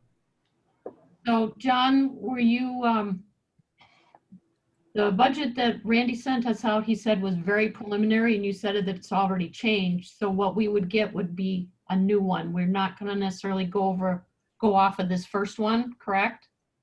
Yeah, there will be a couple of minor changes. The state has issued revised revenue sharing numbers for next year, which are actually favorable, surprisingly, which means the sales tax has actually improved despite COVID. So that will be a good piece of news.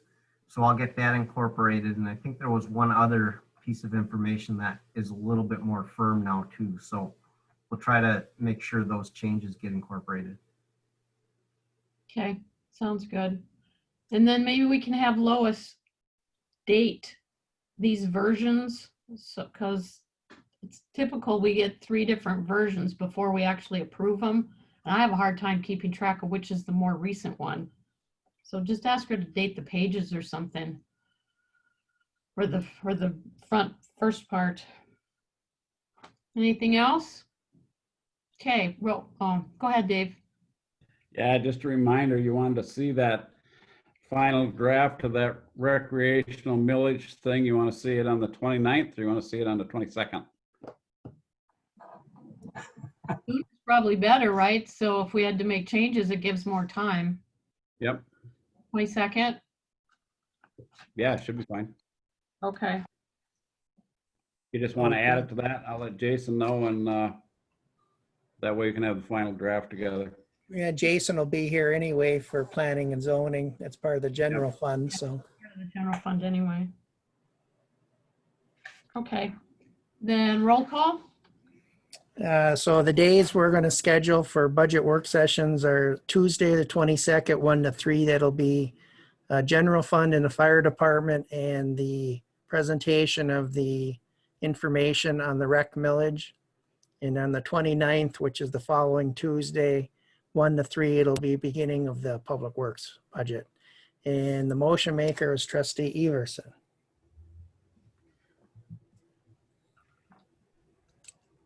Yes. Yeah, yes, okay. Trustee Marks, Yes. trustee LaRue, Yes. trustee Wiegand, Yes. treasurer Johnson, Yes. clerk Rattari is yes, and supervisor Durant. Yes. Okay, I'll post that tomorrow or Thursday. Okay, we'll start with that. General fund and fire. Public works. Excellent. All right. 9G is consider recommended approval of Recreation Committee bylaws. Excuse me. I'm assuming then, Roger, the changes and recommendations you made are in this document, correct? That is correct. This is the correct version this time. Okay. I had asked a couple of questions and a couple of them weren't addressed, so I'm just kind of wondering why. Maybe that's a Jason question, I don't know. Todd is here. Todd Caruth is here, Lynn, too. So Okay, maybe between Todd and Roger, they can answer that question. Under section 4, officers, quorum, and meetings, it says, where's the beginning of the sentence? Wow. After a committee member has 3 consecutive months of continuous unexcused absences, or 6 continuous months of absences, blah, blah, blah. The committee shall send a recommendation concerning the retention or termination of the member's appointment to the board. And I'm wondering if it wouldn't go to the supervisor first, only because it's the supervisor's appointment. Is the supervisor not responsible for that board member once they're appointed? And it would be back to the whole board? Just, I don't know, protocols, or does it make a difference? I don't care, I'm just wondering. I'm thinking, and I can't speak for the committee, but I'm thinking, Lynn, is once you make the appointment, it's actually the board's responsibility. So they get the trial by jury, basically. Okay, does that make sense, Roger and Todd? Yes. What you know? Okay. Makes sense to me. Okay. The other one is on the next page. Let's see, it's still number 4. Each member of the committee who has knowledge of the fact they will not be able to attend a scheduled meeting shall notify the township office. Typically, I would think that would go to the committee chair, or at least the vice chair, so they know they're not coming. I thought it was kind of funny that would go to the office. Most of the meetings are after 5 o'clock anyway. And if you don't know at 5 o'clock that you're not getting to the meeting, especially with the Zoom anymore, why would you call the office? I would hate to. I think usually it does go to the chair. I agree with that. We probably should clean that up. Unless somebody has a different opinion. I agree with you, Lynn. Yeah, I think it's here. It could be lost otherwise. So I just said or the committee, well, I said or, but I don't think it should go to the office at all. It should go to the chapter chair Yeah. or vice chair. Let's see, seem all right to you, Roger? That's fine. Normally, I mean, more often it would go to the township hall, and it's up to the township hall to staff to notify whoever the appropriate person is. But there's nothing wrong with doing it as long as it's not the chair who's going to be absent. And Mr. Caruth indicated that chair or vice chair. I think that's completely satisfactory. Okay, well then we could put shall notify the township office or committee chair / vice chair. So at least they have direction of where it's supposed to go. And they can't say, well, I didn't know who to call. Sure. I think that's acceptable. Okay. Actually, yeah, I had circled one more, but I think that's fine. Those are the only 2 that I was questioning. Anybody else have anything? Dave? Just have a question. I think that might read a little better if it said, shall notify the township office or the committee chairman as appropriate. So Okay. that gives them either or. Okay. Who's typing these or who's changing them? Todd, are you doing that then, or? I can. Yep. I can. I didn't take know that that the one. master. Okay. That's fine. I was just going to give a quick overview of what's going on, but it sounds like the board's pretty much already up to speed. So I guess we could just answer questions unless you want me to go through my quick spiel of how we got here. But it's getting late. Maybe you just all want to go home too. So. Hey, we all are home almost. Well, that's true. Almost. Anybody have something? Pete? Yep. The only thing is notifying the office. What if she gets busy and then the message don't get back to them? And if she misses a call or say Todd's busy or something like that, and you would have to leave a message or something. I don't know. It'll work either way, I guess. Well, and the reason I'm bringing this up is because if it means that someone's going to be kicked off of a board or a committee, that's important. So, Well, typically, you know, if somebody has something come up and they're unexcused, it might happen once or twice, but when it happens consistently, that's when it becomes critical and we actually move to find another member and have them replaced, which we've actually done in the past. You don't like to do that, but you need people there representing the residents. So, but I think if it's, you know, if it's just once or, you know, happens once or twice, it's not that big of a deal. We all have issues come up at the last minute. yeah. So that's why it's several occurrences before you take action. Dave, I guess. As in short supply as committee volunteers are, I can't see anybody being kicked off because they don't show up once or twice. I know a few years ago, we recommended that someone that was too busy to show up very frequently, find someone to replace them, which he did. Yeah. Graciously, so. Okay, Randy, you had your hand up too. Yeah, I'll move to accept the approval of the Recreation Committee bylaws with the minor changes mentioned as presented. Or Okay, motion and support. Anything else? So Todd, just get those changes and then send me a copy and I'll get it out to the board then. Yeah, I'll take care of that. And I'd like to thank you all for your time on this. Ooh, yes, Roger. If anybody needs that in Word format, my secretary had to dig a little bit, but has it. So we can, you know, for the easy, quick changes, we can forward that in a Word format if you need it. Or maybe you have it already. Dave, do you have that from the last? Yeah, we have it. I'll put that change in there and I'll send it to you and to Todd and to Jason. Perfect. Thank you, Dave. Yeah, that's what I had was Word. Then we need a vote. Clerk Rattari is yes. Treasurer Johnson, yes, Trustee Wiegand, Yes. Trustee LaRue, Yes. Trustee Everson, Yes, Trustee Marks, Yes. and Supervisor Durant. Yes. Motion carries 7-0. Okay, we got all our business done. Public comment. Anybody I have got no emails, Lynn. I have nothing on email. no email, no cross I that. have one public comment then. I don't want you guys to go dry tonight. Okay. Since it came up tonight, I've been planning on asking about the township alarm anyway. And since it came up tonight, I see Dan Shanahan's already gone, but I just want you to know that it actually would be louder for township residents, but my house actually blocks the sound. My house is actually inside the siren. Thank you. I appreciate the fact that he said during the school year they won't sound it as late. I think normally it doesn't go off past 9:30, but I would say that there have been times, and my youngest daughter will argue this to her death, that it has gone off after 10 o'clock. But if it doesn't go off past 9:30, I appreciate that. When I was arguing with the previous fire chief, he promised 9 o'clock, and I noticed the other night it went off a little after 9. I would And think 9.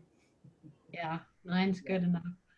I tell them every time, and it sure enough happened again this week. Today's Tuesday. It could have been this weekend then, that I had a gentleman call me from his room like 2 minutes after the siren went off. Is there something I need to be made aware of, he said, with that siren? I said, "No, you're fine. It's our pay down call fire department." So he said, okay. We appreciate their service. We Yeah. just hope the alarm doesn't go off too late. Yes, definitely. And it does, believe me. I mean, they get called at all hours of the night. Anything else on that? That's it for me. Okay, thank you. Wrap up. Announcements. Anything to share? Randy? Yeah, from the clerk's office, I just received the ballot proof last week, and me and Lois went over it, and it is good. We should be getting ballots hopefully by next week sometime, or late next week, or the week after. As soon as we get them, we will send them out to all the residents that have requested them through their applications to vote. Excellent. Anything else? I'm gonna work a little bit with John and Lenny and Dan to get employee photos. We can have a small conversation, and Pete LaRue has been asking for this for a while, and when I found out we had a new fire person, I said, you know, this is not right. Let's get these people in here. Let's see their faces, introduce them to the board. All of our employees should be recognized so people know who they're talking about. So we're going to talk about that and see what that looks like, how we can do that. Put some pictures. Also, Lynn, too, would be a better thing to do is to have employee IDs for everyone with the photo. We talked about that when we do the budget sessions. We were going to bring that up, you and I, with the doors, the locks. We had talked about that, having badges to swipe. So we'll talk to the board about that. So that's all I wanted to bring up, is just recognizing our great employees. How about the manager's report? Dan Everson had his hand up. Oh, sorry. Go ahead, Dan. Well, Lynn, I just wanted to say that in the past, we used to bring the new firefighters to the board and introduce them to the board.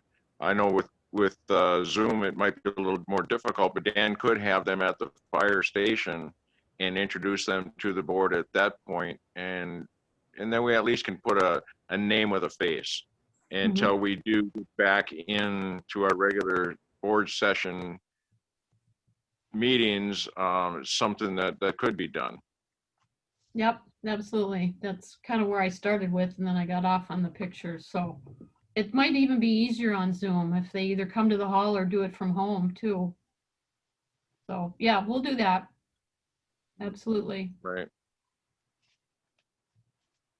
Okay. John? All right, I think everyone's chomping at the bit to, you've probably all had too much screen time for one night, so I'll try to be brief. But the first thing I wanted to say regarding that notice of intent and our notification that we're invited to submit a full proposal for that stormwater project in Trowbridge Park, Backyard Creek, for those that might be a little rusty on the details. I just want to say we owe a debt of gratitude to Superior Watershed Partnership, Carl Lindquist and his crew. They did a lot of the legwork on the notice of intent, and they are already working on the full proposal, and they updated their Lower Dead River Watershed Management Plan in between all the time that they were preparing the NOI, getting that submitted for review. So they've been plenty busy on behalf of the township, and we're very grateful for that.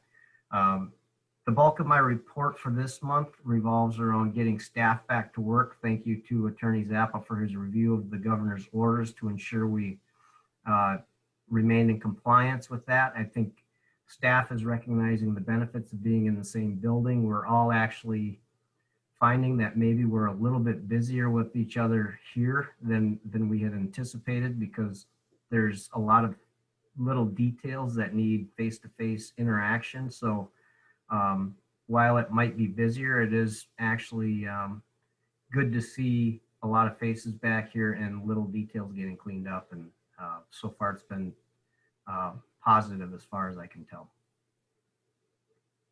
Good. Any questions for the manager?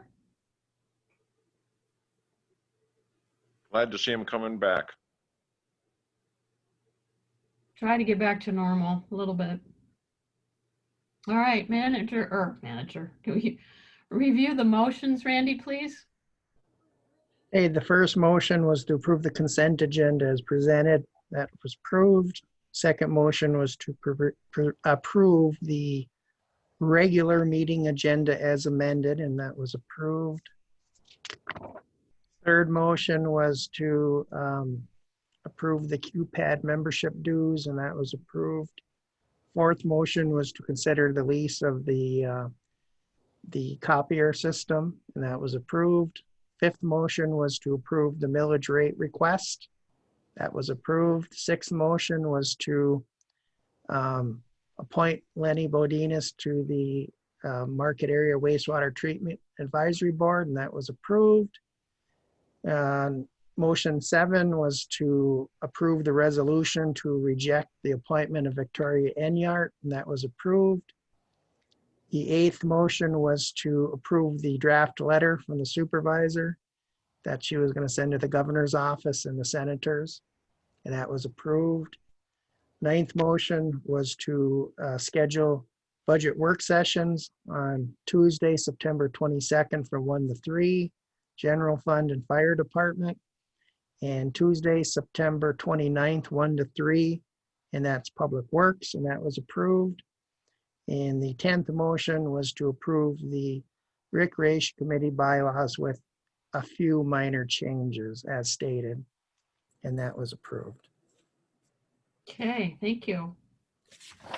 Well, all I have so far for the next agenda for October 6th is another recreation millage presentation. That'll be a little more finalized probably when we go through our work sessions this month.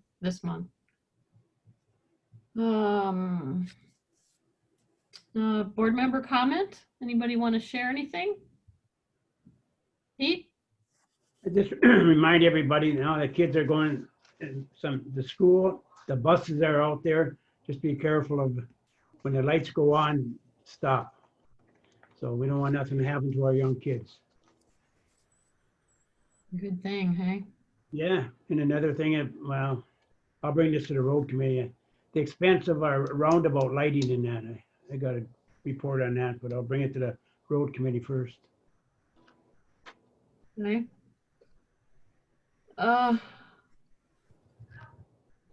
Let's be cognizant that as board members, we have one responsibility to the public. And as private citizens, we are entitled to speak our minds as we will. But sometimes the two cross over and we have to be careful what we say in private and how it affects the board and the township.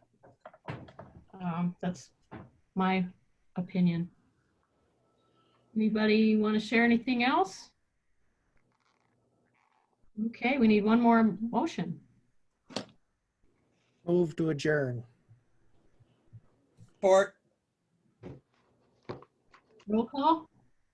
Clerk Rattari is yes. Treasurer Johnson, Yes.